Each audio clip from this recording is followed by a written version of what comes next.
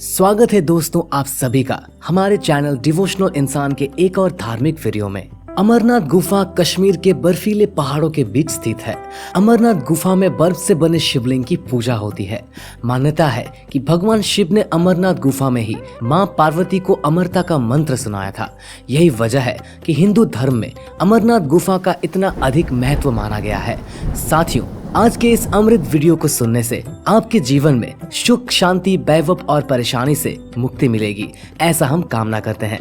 दोस्तों, इस वीडियो को अंत तक जरूर देखें और साथ ही वीडियो को लाइक और चैनल को सब्सक्राइब जरूर करें। क्या हुआ जब वैज्ञानिकों ने लगाए अमरनाथ गुफा में कैमरा? अमरनाथ गुफा में आज भी मौजूद है जादुई कबूतर। आखिर अमरनाथ गुफा के नीचे जाने से क्यों डर गए वैज्ञानिक? आज भी देवता कलयुग में नीचे उतरकर करते हैं अमरनाथ मंदिर की पूजा। अमरनाथ यात्रा 2023 तीर्थों का तीर्थ कही जाने वाली अमरनाथ गुफा महादेव के प्रमुख तीर्थ स्थलों में से एक मानी जाती है। अमरनाथ गुफा का सनातन धर्म में विशेष महत्व है। हर वर्ष बड़ी संख्या में महादेव के भक्त उनकी एक झलक पाने के लिए दूर दूर से आते हैं। धार्मिक मान्यताओं के अनुसार जो व्यक्ति बर्फानी बाबा के दर्शन कर लेता है उसे शिव शंकर की विशेष कृपा प्राप्त होती है। लगभग 10 से 12 फीट ऊंचा बर्फ का शिवलिंग प्राकृतिक रूप से अमरनाथ गुफा में बनता है। दक्षिण कश्मीर के हिमालयवर्ती क्षेत्र में अमरनाथ गुफा स्थित है, जो श्रीनगर से लगभग 141 किलोमीटर की दूरी पर 3888 मीटर यानी 12,756 फुट की ऊंचाई पर स्थित है। अमरनाथ गुफा से जुड़े रोचक तथ्य। गुफा की लंबाई। अमरनाथ गुफा की लंबाई अंदर की तरफ 19 मीटर और 16 मीटर चौड़ी है। इस गुफा की ऊंचाई 11 मीटर है और ये लगभग 150 फीट के क्षेत्रफल में फैली हुई है। धार्मिक मान्यताओं के अनुसार ये वही गुफा है जहां भगवान शिव ने माता पार्वती को अमरत्व का ज्ञान दिया था। भगवान भोलेनाथ खुद इस गुफा में विराजमान रहते हैं। यहाँ माता सती का कंठ भाग गिरा था, इसलिए इसे 51 शक्ति पीठों में से एक गिना जाता है। एकमात्र बर्फ का शिवलिंग। कश्मीर में असंख्य धार्मिक तीर्थ है, जिनमें 45 शिव धाम, 3 ब्रह्म धाम, 60 विष्णु धाम, 22 शक्ति धाम और लगभग 700 नाग धाम स्थित है। इन सभी में सबसे अधिक महत्व रखता है अमरनाथ धाम। कहा जाता है जो व्यक्ति काशी में शिवलिंग के दर्शन और पूजा करता है उसे 10 गुना फल प्राप्त होता है, परंतु अमरनाथ बाबा के दर्शन प्रयाग से 100 गुना और नैमिषारण्य से 1000 गुना पुण्य देने वाले माने जाते हैं। कश्मीर का शासक सामदीवत के बारे में उल्लेख है कि वो भगवान शिव का बहुत बड़ा भक्त था, जो वनों में बर्फ से निर्मित शिवलिंग की पूजा आराधना करता था। बर्फ का शिवलिंग पूरी दुनिया में कश्मीर को छोड़कर कहीं भी नहीं मिलता है। घटती बढ़ती है बर्फानी बाबा की ऊंचाई। प्रचलित मान्यता के अनुसार बर्फानी बाबा की ऊंचाई चंद्रमा के अनुसार घटती और बढ़ती रहती है। जब पूर्णिमा होती है तो शिवलिंग अपने पूरे आकार में होता है, वहीं अमावस्या के दिन शिवलिंग की आकृति कुछ कम हो जाती है। शिवलिंग पर लगातार बर्फ की बूंदें टपकती रहती है। अमरनाथ गुफा का इतिहास। अमरनाथ धाम और अमरनाथ धाम की यात्रा भारत की प्रसिद्ध तीर्थ यात्राओं में से एक है। अमरनाथ धाम और उसकी यात्रा से जुड़े हुए बहुत सी कथाएं प्रचलित है। अलग अलग क्षेत्रों में लोग अलग अलग मान्यताओं को मानते हैं, लेकिन अमरनाथ शिवलिंग की खोज को लेकर एक कथा अत्यंत प्रचलित है और लगभग पीढ़ी दर पीढ़ी लोग इसी कथा को मानते आए हैं।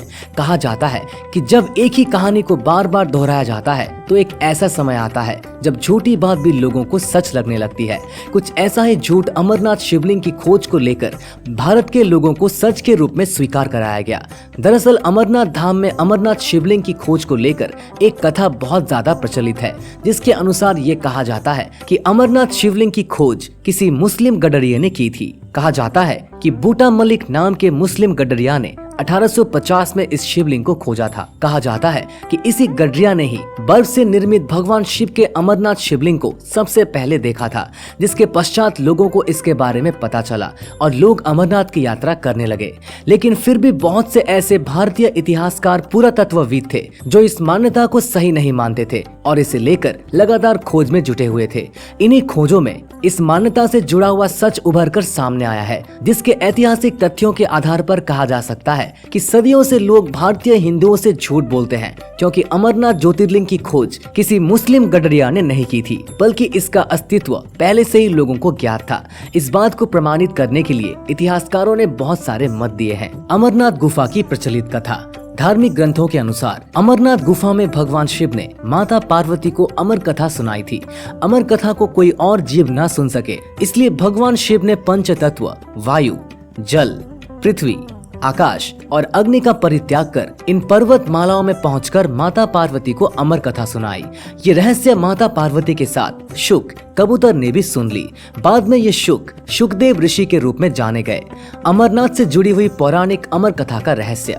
अमरनाथ मंदिर में शिवलिंग के साथ साथ इनसे ही गणेश और पार्वती पीठ की भी उत्पत्ति हुई है। माना जाता है कि यहाँ माता सती के कंठ का निपात हुआ था। आपको बता दें कि इस मंदिर में स्थित पार्वती पीठ शक्ति के 51 सीटों में से प्रमुख है। दरअसल इस पवित्र गुफा में भगवान शिव ने माता पार्वती को मोक्ष के मार्ग के बारे में बताया था और उन्हें अमृतत्व का तत्व देने वाली अमर कथा सुनाई थी।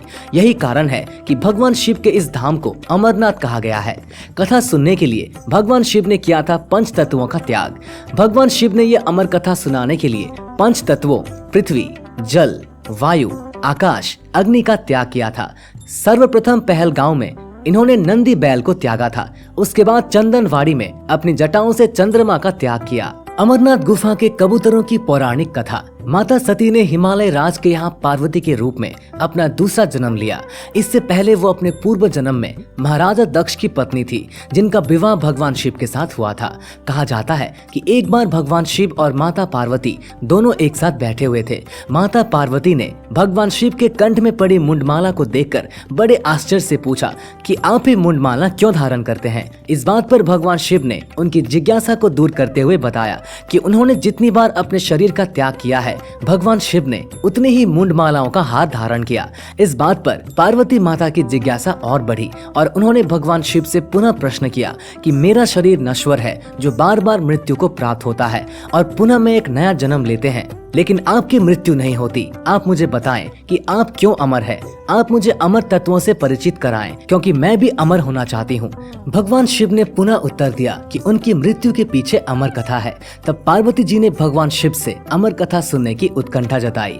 हालांकि भगवान शिव ने कई बार उनकी जिज्ञासा को टालने का प्रयास किया, लेकिन जब उन्हें लगा कि अब पार्वती जी की जिज्ञासा बहुत ज्यादा बढ़ गई है, तब उन्होंने ये निर्णय लिया कि उन्हें अभी अमर कथा सुना देनी चाहिए।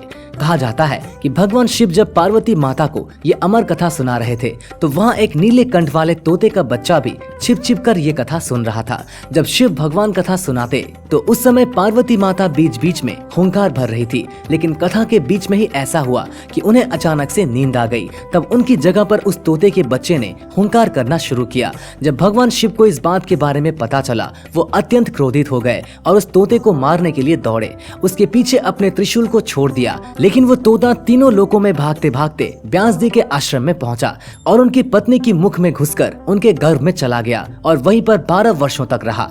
12 वर्षों के बाद भगवान श्री कृष्ण के आश्वासन पर यही व्यास जी के पुत्र के रूप में पैदा हुए और शुक्रदेव कहलाए। कहा जाता है कि अमरनाथ में एक संध्या भगवान शिव नृत्य कर रहे थे। उस समय उनके दो रुद्रगण आपस में एक दूसरे के ईर्ष्या के भाव से कुरकुर कर रहे थे, जिस पर भगवान शिव अत्यंत क्रोधित हो गए और उन दोनों को कबूतर बनने का श्राप दे दिया।